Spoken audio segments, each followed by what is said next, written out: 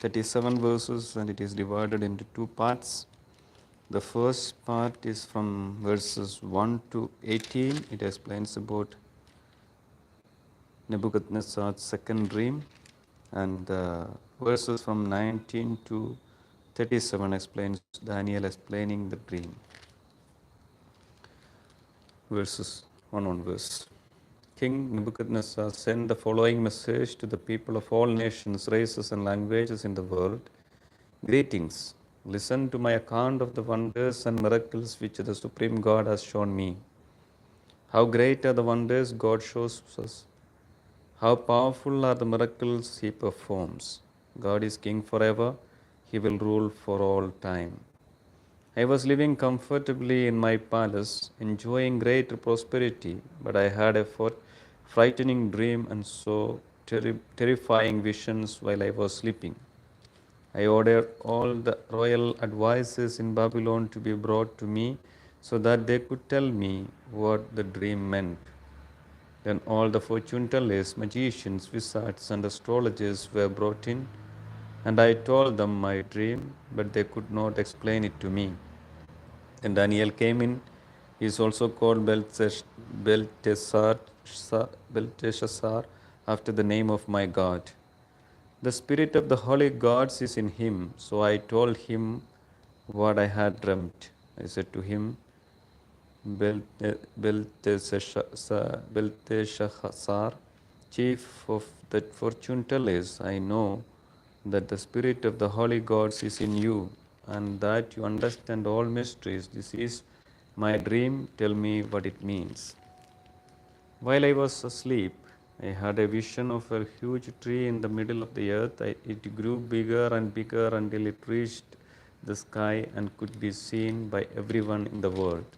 Its leaves were beautiful, and it was loaded down with fruit enough for the whole world to eat. Wild animals rested in its shade, birds built nests in its branches, and every kind of living being ate its fruit. While I was thinking about the vision, I saw coming down from heaven an angel, alert and watchful. He proclaimed in a loud voice, "Cut the tree down and chop off its branches, strip off its leaves and scatter its fruit. Drive the animals from under it and the birds out of its branches, but leave the stump in the ground with a band of iron and bronze round it. Leave it there in the field with the grass. Now let the dew fall on this man, and let him live with the animals and the plants. For 7 years he will not have a human mind, but the mind of an animal." This is a decision of the alert and watchful angels. So then, let all people everywhere know that the Supreme God has power over human kingdoms, and that he can give them to anyone he chooses, even to the least important of men. "This is a dream I had," said King Nebuchadnezzar. "Now, Belshazzar, tell me what it means." "None of my royal advisors could tell me, but you can, because the spirit of the holy gods is in you." Daniel explains the second part. Daniel explains the dream. At this, Daniel, who is also called Belteshazzar, was so alarmed that he could not say anything. The king said to him, "Belteshazzar, do not let the dream and its message alarm you." Belteshazzar replied, "Your Majesty, I wish that the dream and its explanation applied to your enemies and not to you. The tree, so tall that it reached the sky, could be seen by everyone in the world. Its leaves were beautiful, and it had enough fruit on it to feed the whole world. Wild animals rested under it, and birds made their nests in its branches.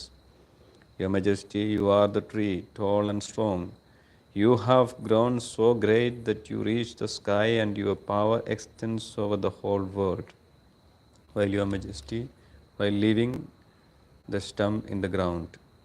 Your Majesty was watching, An angel came down from heaven and said, "Cut the tree down and destroy it, but leave the stump in the ground.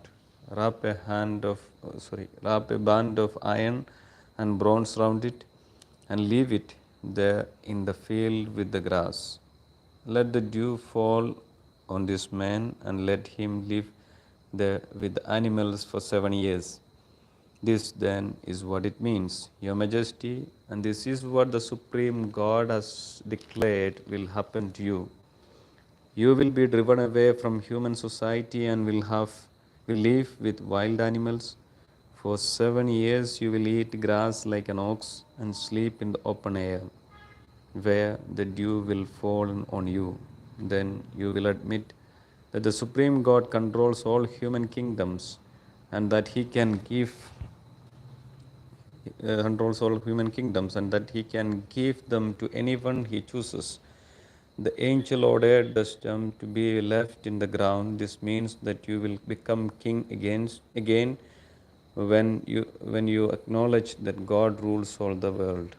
So then, Your Majesty, follow my advice. Stop sinning, do what is right, and be merciful to the poor. Then you will continue to be prosperous. All this did happen to King Nebuchadnezzar. Only 12 months later, while he was walking about on the roof of his royal palace in Babylon, he said, "Look how great Babylon is. I built it as my capital city to display my power and might, my glory and majesty." Before the words were out of his mouth, a voice spoke from heaven, "King Nebuchadnezzar, listen to what I say. Your royal power is now taken away from you. You will be driven away from human society, live with wild animals, and eat grass like an ox for 7 years. Then you will acknowledge that the Supreme God has power over human kingdoms and that He can give them to anyone He chooses." The words came true immediately. Nebuchadnezzar was driven out of human society and ate grass like an ox. The dew fell on his body, and his hair grew as long as eagle's feather, and his nails as long as bird's claws. Next part, Nebuchadnezzar praises God. When the 7 years had passed, said the king, I looked up at the sky, and my sanity returned. I praised the Supreme God and gave honor and glory to the one who lives forever. He will rule forever, and his kingdom will last for all time. He looks on the poor people of the earth as nothing. Angels in heaven and people on earth are under his control. No one can oppose his will or question what he does. When my sanity returned, my honor, my majesty, and the glory of my kingdom were given back to me. My officials and my noblemen welcomed me, and I was given back my royal power with even greater honor than before.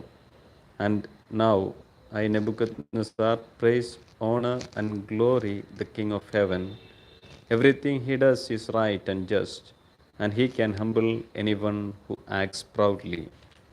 This is the word of the Lord.